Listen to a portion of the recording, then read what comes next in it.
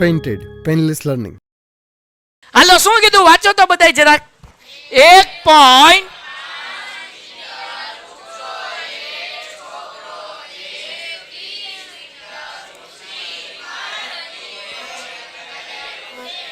બસ બસ બસ બસ ઈ પડી જાય, તમે રહેવા દો. એ છોકરો માઇન્ડ ઉભો છે. આ ઇમારત હતી ભાઈ, ધ્યાન રાખો. આ એક બિંદુ હતું, ત્યાં 1.5 મીટરનો છોકરો ઊભો હતો. તો છોકરાની હાઈટ આપણે એટલી કરી નાખીએ, બરાબર ને? થોડીક મોટી કરવી છે, હાલો એટલી. હવે અહીંયાથી, હવે ટાટીએથી કઈ કોઈ થોડું જોયે. ચકલી જોવી હોય તો ટાટીએથી ન જોવાય, ક્યાંથી જોવાય? તો છોકરાના ટાટીએથી લાઈન નહીં કરવાની, આંખથી લાઈન કરવાની. આમ તો અહીંયા ચકલીને જોઈ ભાઈ, અહીંયા એક આભાસી લાઈન બની. આ શું બની? મારા આંખની સામે સામે એક આભાસી એક લાઈન બને. એટલે એ લાઈન મેં દોરી. અહીંયા ખૂણો કેટલાનો હતો ભાઈ? 30 નો.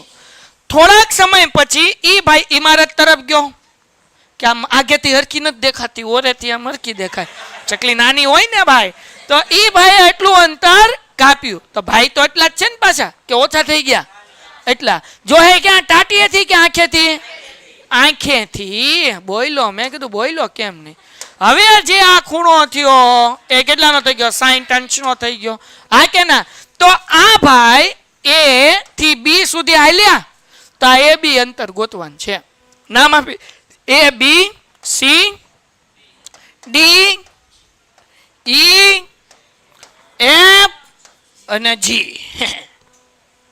ઘટે તો જિંદગી ઘટે, બાકી G નો ઘટે. બરાબર ને? હાલો.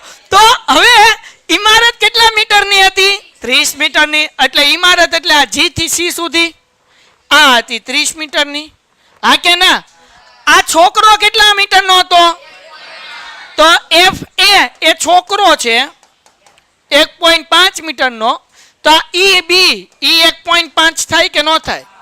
અને પછી આવડું આ DC ઈ 1.5 થાય કે ન થાય?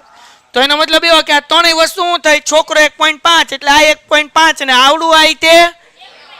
હવે તમે બધા હોશિયારના દીકરાની દીકરીઓ, તો તમને બધાને ખબર પડે. જોજો જરાક ધ્યાન રાખજો. આપણે GD ગોતવું. શું ગોતવું છે? તો GD બરાબર આપણે લખીએ કે GD એટલે આખો ટાવર ટાવરની ઇમારત GC, અથવા તો ડાયરેક્ટ લખી નાખું 30 - 1.5. આપણે આગળ આખું માપ હતું 30, છોકરો હતો 1.5 મીટરનો.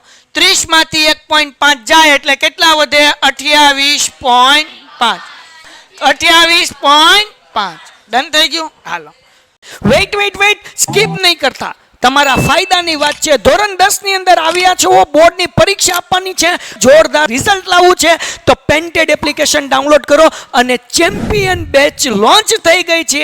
ચેમ્પિયન વિદ્યાર્થી સાથે ભળી જાઓ. આ લાઈવ લેક્ચરની અંદર ગણિત, વિજ્ઞાન, સમાજ, ઇંગ્લિશ, ગુજરાતી બધુંય ભણાવીએ છીએ. અનમ્યુટ કરીને ઘરેથી બોલીને ડાઉટ પૂછી શકો અમારા લાઈવ લેક્ચરમાં. અને તમારે ટ્રાય કરવી છે, ખાલી 300 રૂપિયા આપીને મહિનો દિવસ ટ્રાય કરો ને પછી મજા આવે તો આગળ જોડાવો. તમે એમ કહો સાહેબ તમારું રિઝલ્ટ આ છે, મારી પાછળ રિઝલ્ટના ફોટા જોઈ લો અમારા ટોપર્સ, અને તમે ચેમ્પિયન બનવા માંગતા હો, ચેમ્પિયન બેચ સાથે જોડાઓ. Good bye. આ GD હું લેવા ગોત્યું, કેવી રીતના ગોત્યું, શું લેવા ગોત્યું? એટલે આ તો ત્રિકોણ બનતો હતો. જો GED એટલે GD જોવે કે ને, એટલા માટે ગોત્યું બચાવ. હવે GC આપણી આગળ હતું 30, આ હતું 1.5. 30 માંથી 1.5 જાય એટલે કેટલું વધ્યું? 28.5. ઓકે. હવે દાખલો શરૂ થયો ભાઈ. હજી તારે ટેલર છે. આગળ ગોતવાનું હું તો કેટલું અંતર કાપ્યું? અંતર કાપ્યું એટલે આ AB ગોતવાનું. તો AB કેમ મળે? તો કે AB બરાબર પહેલા આપણે ગોતવું પડે A થી C નું માપ. ગોતવું પડે કે ન ગોતવું પડે? A થી C નું માપ માઇનસ પછી આ B થી C, એમાંથી શું કરવું પડે? માઇનસ. એટલે બે વસ્તુ ગોતવાની, એક AC ગોતવાનું પછી ગોતવાનું BC. તો કાંઈ નહીં, એટલું અઘરું નથી. તો મેં તમને ખોટે બીવરાવ્યા. હાલો. તો પેલો ત્રિકોણ આપણે લઈ લઈએ, ગમે આ મોટો ત્રિકોણ લઈ લઈએ, GFD. બોલો ત્રિકોણનું નામ કેવું? GFD. કેવું? તો અહીંયા લખીએ ત્રિકોણ GFD માટે. હા કે ના? આપણે ગોતવું છે શું ભાઈ? તો કે AC ગોતવું છે. AC એટલે કે આપણે આ કહી દઈએ ને FD ગોતવું છે, બરાબર? એટલે ઈ થઈ થીટાની પાસેની બાજુ થાય કે ન થાય? તો અહીંયા લખી નાખું પા બા. આ થીટાની સામેની બાજુ થયું એટલે આવું થાય સા બા. હા કે ના? તો સાબા આપણી પાસે છે, પાબા આપણે ગોતવું છે એટલે શું લખવાનું ભાઈ? સાબાના છેદમાં. આ કોનું સૂત્ર? ખૂણો કેટલાનો? સાબા કેટલા છે ભાઈ? 28.5. પાબા પાસેની બાજુ તો આપણે ગોતવી છે એટલે પાબા કઈ થશે? FD. કઈ થશે ભાઈ? હે tan 30 ની કિંમત 1 ના છેદમાં ચોકડી ગુણાકાર કરી નાખીએ એટલે 28.5 √3 = FD ગુણ્યા 1 એટલે FD. કોઈને કઈ વાંધો? હવે તમને ખબર છે FD બરાબર AC થાય એટલા માટે આપણે લખી નાખીએ તેથી AC બરાબર કેટલું મળ્યું? 28.5 √3.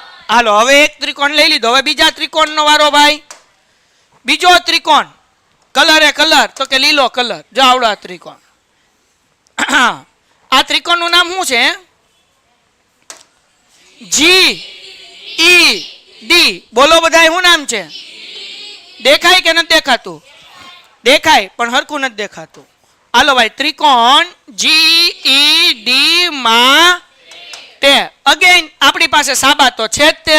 ગોતવાનું શું છે ભાઈ? પાબા. તો આપણે લખીએ સાબાના છેદમાં એટલે tan કઈ આવશે? લખી નાખું tan 60. બોલો સાબા કેટલા? હે પાબા એટલે શું થાય? ED. ઓકે tan 60 ની કિંમત √3. હા કે ના? હમણાં આપણે કાંઈ કરવું નથી. ED ને ઉપર લઈ જઈને √3 ને નીચે લાવીએ એટલે 28.5 ના છેદમાં √3 બરાબર ED. અને ED બરાબર શું થયું ભાઈ? BC. તો આપણે લખીએ તેથી BC બરાબર 28.5 ના છેદમાં √3. કોઈને કઈ ડાઉટ? ઓકે આગળ જઈએ. હવે આપણે ગોતવાનું છે AB. હાલો બોલો AB નું સૂત્ર હું લખ્યું તું મેં? હે AC માઇનસ BC. બોલો AC નો જવાબ 28.5 √3 માઇનસ BC નો જવાબ. હા કે ના? તો મને શું કરવું પડશે? છેદમાંથી રૂટ કાઢવું પડશે. પેલા લસા લઈ લઈએ પછી સમીકરણ કરીએ. આ √3 નો ગુણાકાર આની હારે કરીએ ભાઈ એટલે શું થાય? 28.5 √3 ગુણ્યા √3 માઇનસ 28.5 ના છેદમાં √3. કોઈને કઈ વાંધો? હાલો 28.5 √3 એટલે 3 થઈ ગયા એટલે શું થાય ભાઈ? થોડુંક ઉપર લઈ લો. આવી જા. ચલાવ મંગલ હકુબા જાદુગર ઊભું રહી જા. 28.5 √3 એટલે 3 થઈ ગયા માઇનસ 28.5 ના છેદમાં √3. કોઈને કઈ ડાઉટ? હવે 28.5 ગુણ્યા 3 કરીએ ભાઈ. મને આવડતું નથી. એ ભાઈ ગુણાકારની નિશાની હરકી ન થઈ. હાલો ભાઈ 5 તેરી 15 વધી પડી 3 અઠ્ઠા 24 ને 1 વધી પડી 3 દુ 6 ને 2 8 એટલે જવાબ કેટલો આવ્યો? 85. તો આપણે અહીંયા લખીએ 85.5 માઇનસ 28. લે ક્યાં આવ્યું ગયું? એના છેદમાં √3. 85.5 માંથી 88.5 જાય. 88.5 કે 28.5? 0.5 માંથી 0.5 જાય એટલે 0.